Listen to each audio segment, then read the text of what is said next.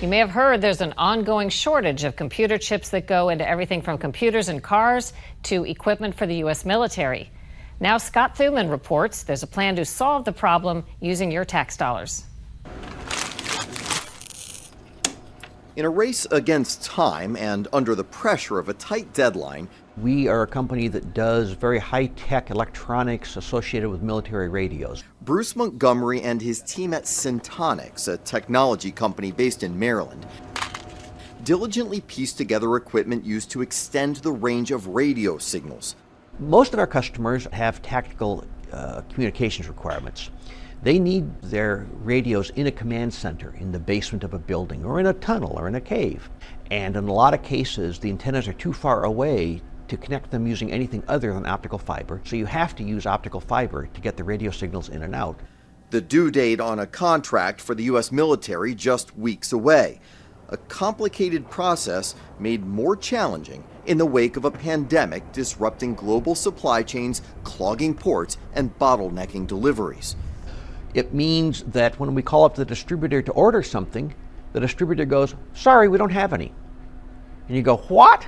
It's like going to the grocery store and being told they don't have toilet paper. That's a very sophisticated part that gets... For Bruce and his team, it's all about semiconductors, that tiny critical ingredient needed to make it all work.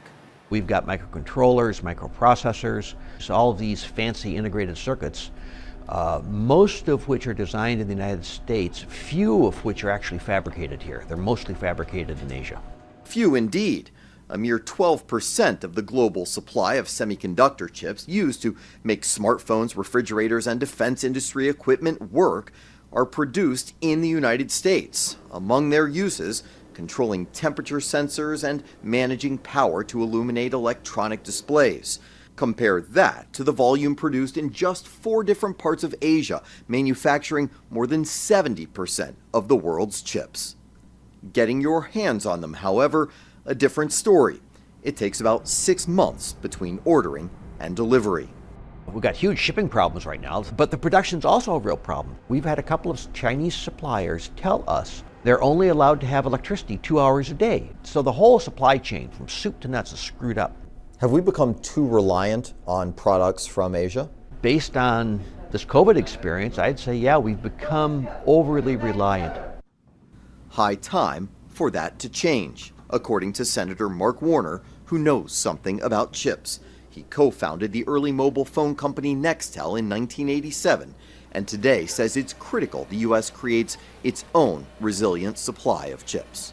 Other nations, particularly China, have dramatically increased their investment in this field because who controls the supply of semiconductor chips really controls, in many ways, the economic future.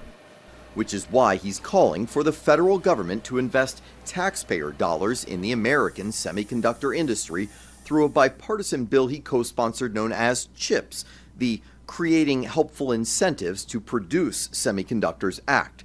President Biden in January called on Congress to finish the job, just as chip manufacturer Intel announced it will invest more than $20 billion to build 2 chip factories near Columbus, Ohio. I want to see Congress pass this bill right away and get it to my desk. Let's get another historic piece of bipartisan legislation done. The CHIPS Act, which puts forward $52 billion, $40 billion of it, which would go to build new chip facilities here, $12 billion for research and development. We're hoping to get it past the House, because if we don't make this investment, there will not be a new semiconductor manufacturing facility ever built again, I think, in America. The U.S. has a lot of catching up to do. Since 2011, the Chinese government has spent over $100 billion subsidizing its own semiconductor industry. With all due respect, every lawmaker who sponsors a bill or writes a bill says this is the one we need to pass. This one is so urgent. Why are we to believe that that's the case? Well, this past July, 68 of us, broadly bipartisan, we said this needs to go to the front of the line. South Korea alone is investing $135 billion.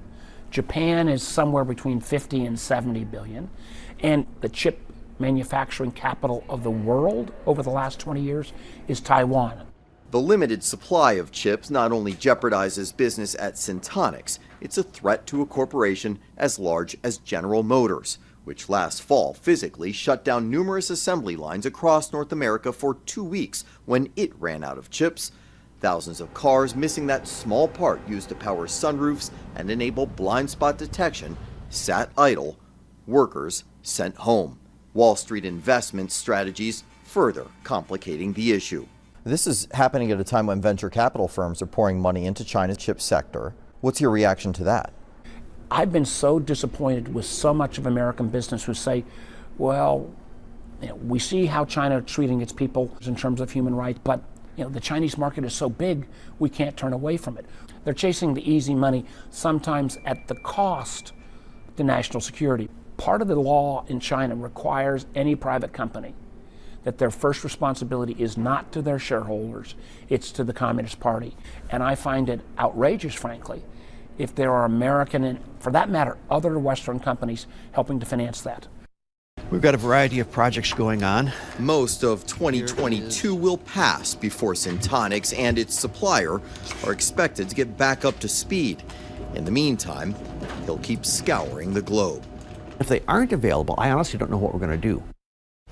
So let's say Congress provides the $52 billion tax dollars. How long would it be before more chips are actually made in the U.S.? Well, it certainly wouldn't be overnight. I'm told that even if we act with a sense of urgency, it could take up to 5 years just to build the proper facilities. And then there's a workforce. Senator Warner says there's plenty of trained employees across the country from building chips over the past 20 years that then could be used in these positions. But you would clearly have to train more, and that too would take a lot of time.